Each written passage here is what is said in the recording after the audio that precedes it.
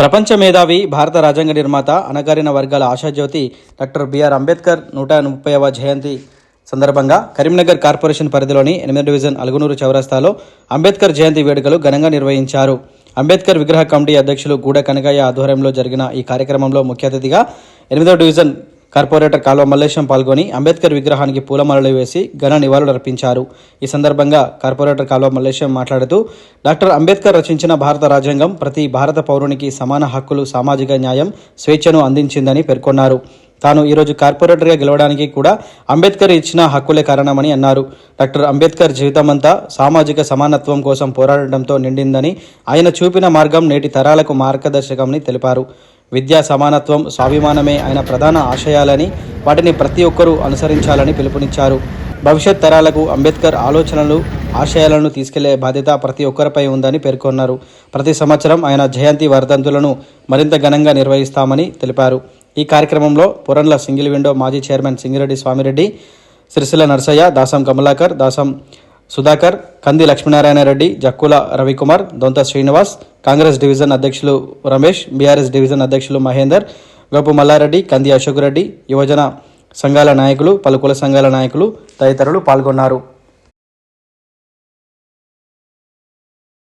ఈ అంబేద్కర్ 130వ జయంతి వేడుకల్లో భాగంగా నేటి రోజున కార్పొరేటర్గా నాకు ఈ అవకాశం, అంబేద్కర్ గారు రాజ్యాంగం రచించడం వల్లే నాకు ఈ అవకాశం వచ్చింది.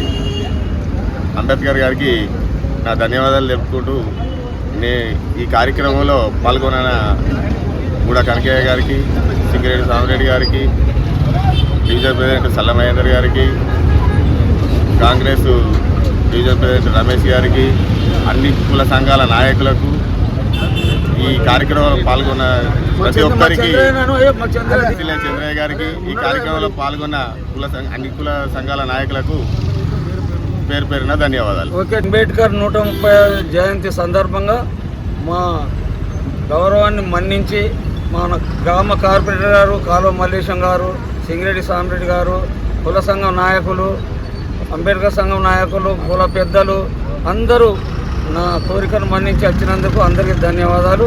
అంబేద్కర్ అనేది ఈనాడు చేసింది కాదు, గత 20-30 సంవత్సరాల నుంచి చేసుడు జరిగింది. నడమలో ఒక 4 ఏళ్ళు పక్కకు వారేసడం జరిగింది.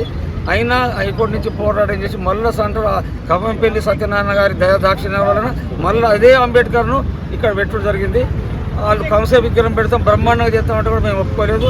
తీసిన అంబేద్కర్ ఇక్కడనే కావాలంటే ఆయన ఒప్పుకున్నాడు, ఇక్కడ పెట్టినాం, ఘనంగా జరుపుకుంటాం. ఇక ముందు కూడా నా ఆరోగ్యం మంచి లేదు కాబట్టి ముందడుగు వేసి యూత్ అనేది దీన్ని నడిపించాలని కోరుకుంటూ, ఇక దీనికి ఎల్లకాలం కార్పొరేటర్ కూడా 5 ఏళ్ళు ఉంటాడు, ముందుండి కొంచెం ఏదైనా కానీ నడిపించాలని నేను మనం చేసుకుంటూ